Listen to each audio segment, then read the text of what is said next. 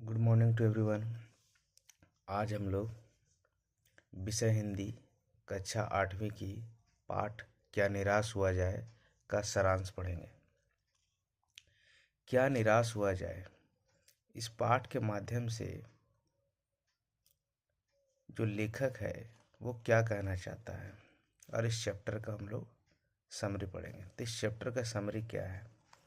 क्या निराश हुआ जाए निबंध का सारांश यह है कि समाज में बुराई और भ्रष्टाचार की समस्याओं के बावजूद हमें आशावादी रहना चाहिए।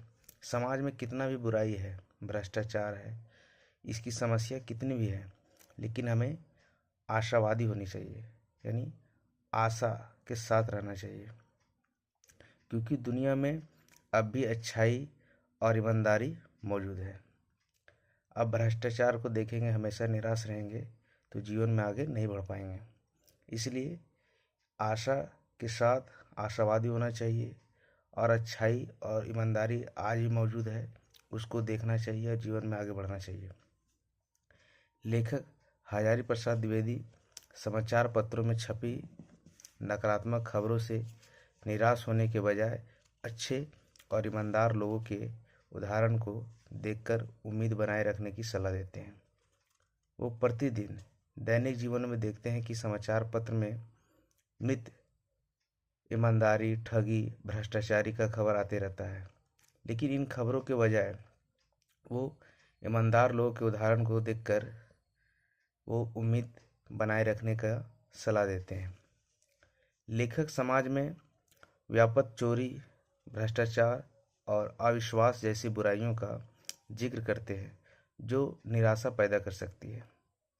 साथ ही साथ यह भी वो बताते हैं कि जिस प्रकार से चोरी हो रही है, भ्रष्टाचार हो रहा है, अविश्वास है, इन सब बुराइयों का वो जिक्र करते हैं और वह कहते हैं कि इससे निराशा पैदा हो सकती है। लेकिन इन नकारात्मकताओं के बीच लेखक मानवीय दया, ईमानदारी और इंसानियत की घटनाओं को उजागर करते हैं, जैसे कि एक कंडक्टर का बच्चे के लिए दूध लाना। साथ ही साथ ये इंसानियत की घटनाओं का भी जिक्र करते हैं, उजागर करते हैं, जैसे एक बार कंडक्टर ने बच्चों के लिए क्या किया, दूध लेकर आया।